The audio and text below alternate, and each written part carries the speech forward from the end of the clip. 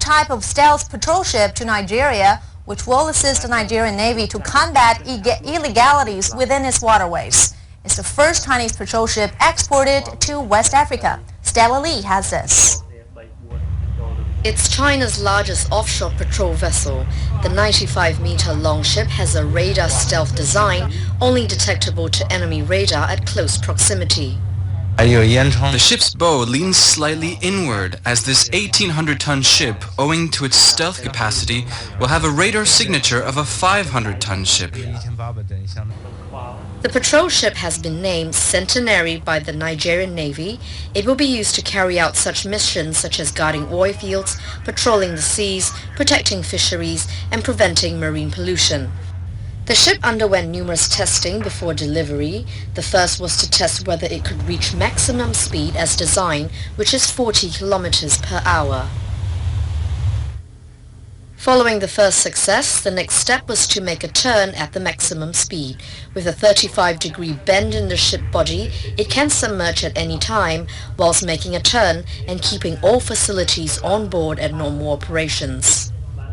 We need to check its dynamical system, the compatibility of engine propeller and the body. We also want to ensure the ship is ready when it fires. The vessel will also assist in safeguarding Nigeria's economic interests. Very, very good. We know in Nigeria, the oil and gas resources constitute 90% of our exports to the world. Now this ship will give us the ability to protect these resources. The vessel can remain for up to 20 days at sea with a crew of 70 sailors.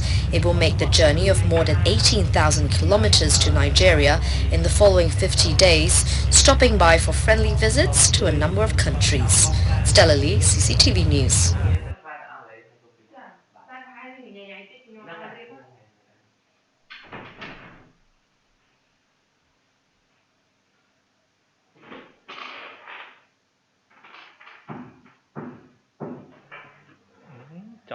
The Netherlands is on a 4-day visit to Beijing to drum up support for small and medium-sized enterprises and the rural poor.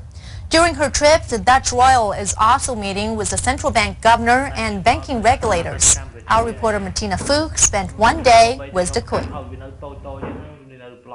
Queen Maxima of the Netherlands is a woman on a mission. As the United Nations Special Advocate for Inclusive Finance for Development since 2009, her goal is that households and small business owners can gain access to financial services. Her first stop in Beijing on Wednesday was Peking University's National School of Development, delivering a speech to students to raise awareness about financing for small and medium-sized enterprises in China.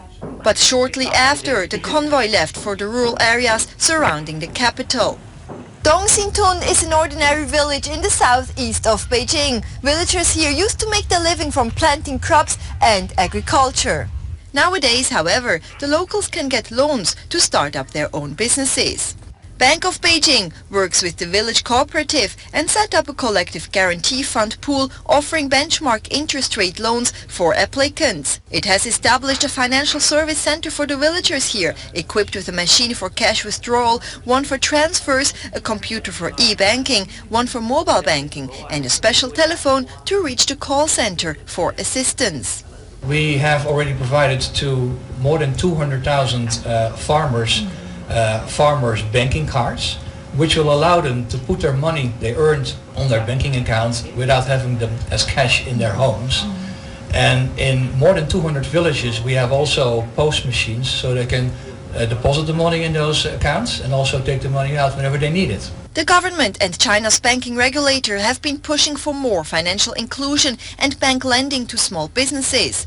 SMEs are a key pillar of China's economy, generating over 60% of GDP and 50% of tax revenues. They also account for 99% of the total number of companies and contribute to 80% of jobs in cities. On the ground, a lot is happening. To develop the rural economy, the village committee here is helping female villagers to start their own handmade noodle business. One beneficiary is this restaurant owner. Bank of Beijing came and we applied for a loan to expand our business. We used to only have 4 tables. After we got the loans, we now have 7 more tables in this yard. And now We can serve more customers. They are more satisfied because they don't have to wait for a long time. The Dutch royal is hopeful that in the future, entrepreneurs here will be able to get credit more easily than before. The country has done great efforts to bring people into the financial system these last years, and now they have reached 64% of the population to the financial services, and that is much higher than a lot of the emerging countries. So this is really very positive.